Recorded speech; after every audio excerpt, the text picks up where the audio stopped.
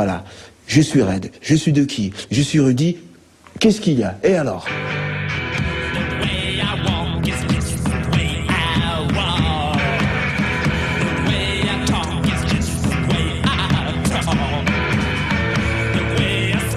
À l'époque, j'avais une meuf qui était au bahut à Montaigne. Et donc, ce quartier était complètement contrôlé par les skins, tout le monde le sait. La rue d'Assa, c'est un endroit très dangereux pour un chasseur. Et moi, j'y allais avec le blouson et mes couleurs, fièrement. Et évidemment, la gazeuse dans la lacrymogène dans la manche, mais jamais dans la poche, parce que souvent, t'as pas le temps d'atteindre ta poche. Donc, on l'avait toujours dans la manche, toujours prêt à dégainer, gazer, partir en coup de poing. Ça dépend des situations, des cas de figure, ça dépend. Parce qu'on avait des codes de l'honneur à l'époque dans la rue.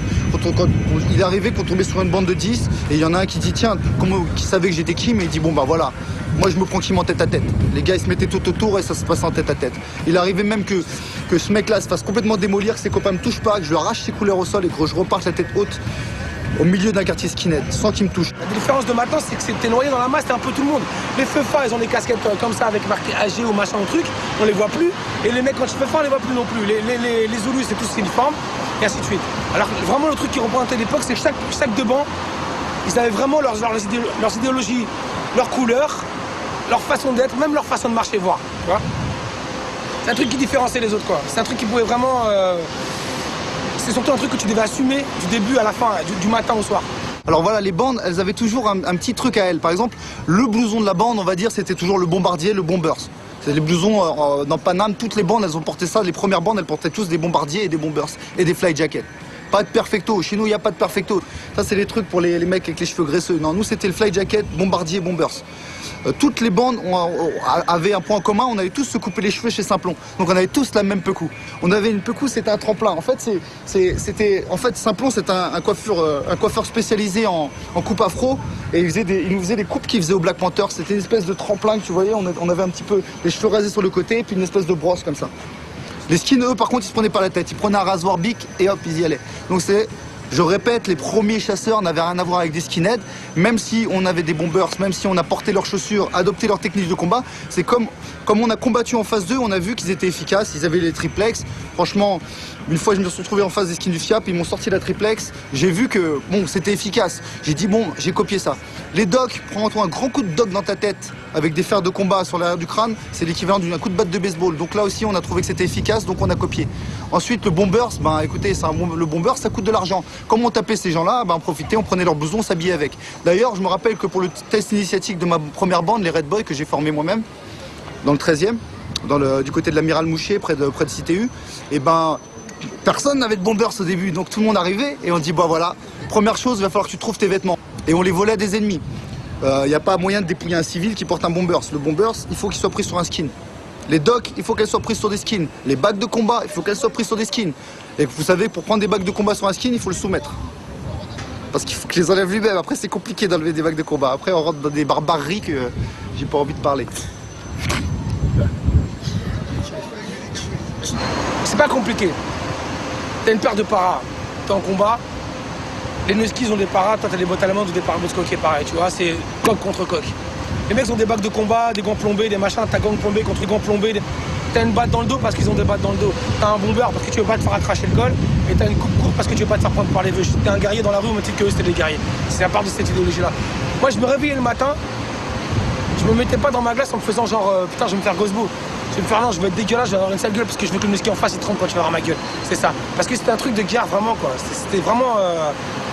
C'était la guerre quoi, c'était la guerre quoi. La grande nouveauté à ce moment-là, c'est qu'il y a un radicalisme antifa qui se développe et qui n'est pas du tout politiquement encadré. C'est-à-dire qu'on n'est pas issu d'organisations, tu vois, et donc c'est vachement brut, c'est vachement violent forcément, c'est vachement radical et ça échappe au contrôle de tout un chacun, tu vois. Le truc, c'est beaucoup de gens disaient ouais mais c'est des humains comme les autres, ce que vous faites c'est comme eux, c'est pas ça. Nous on part sur le principe que lorsque quelqu'un est nazi dans sa tête ou nationaliste, si en plus il est habillé avec des paraboots ou des triplex sur lui, il peut passer à l'action en 2 secondes. Et lorsqu'on leur explosait la tête, c'était pour qu'ils puissent se dire que c'était dangereux d'être habillé comme ça.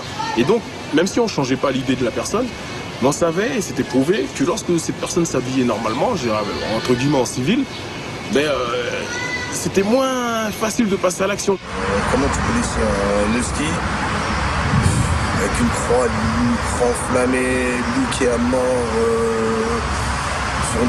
sur une terrasse de café, par exemple, avec ses parabousses, là c'est blanc, assis, limite une croix gammée apparente, c'était pas possible. Les forces au pouvoir à l'époque ne faisaient rien.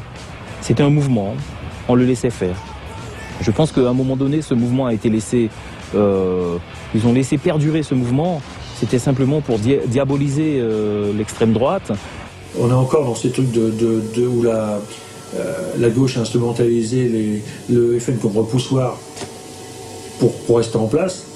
Et à ce niveau-là, les petits fachos sont une denrée qu'il faut absolument médiatiser, quoi.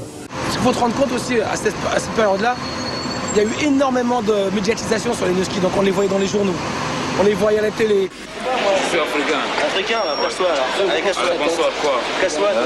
C'est non? C'est non?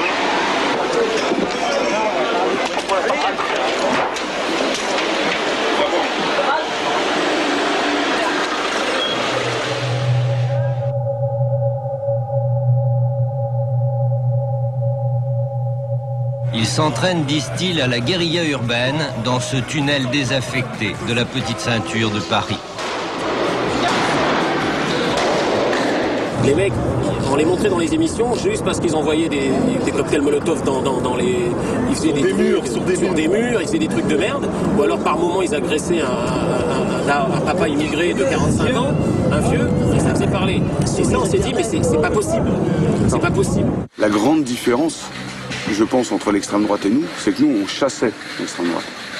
Eux, des fois, ils attendaient, si on se trouvait, on se tapait. Nous, on les chassait. On sortait le soir pour en trouver.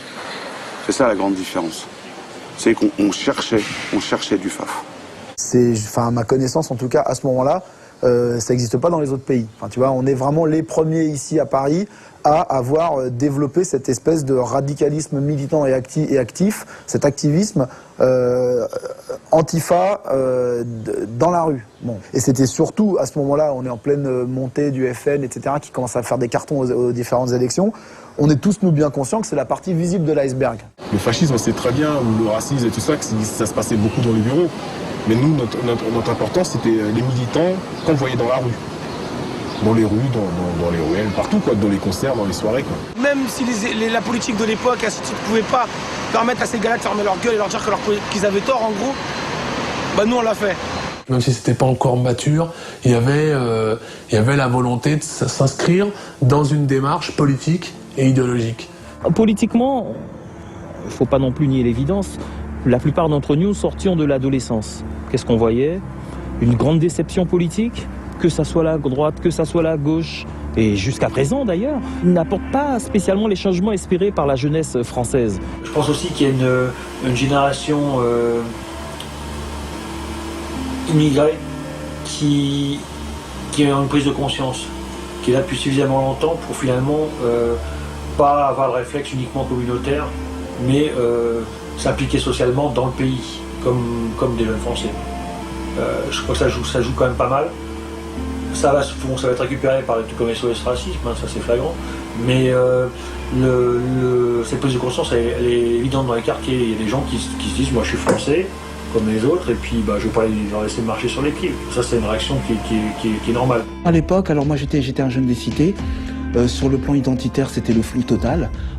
Moi, en tant que jeune, je ne savais pas où j'allais, qu'est-ce que je faisais exactement. Bon, mais autant qu'individu black, il y avait surtout beaucoup de frustration. Il y avait beaucoup de frustration.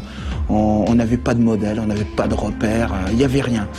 Donc, lorsqu'on s'est retrouvé pris dans ces mouvements-là, on avait déjà l'impression d'exister.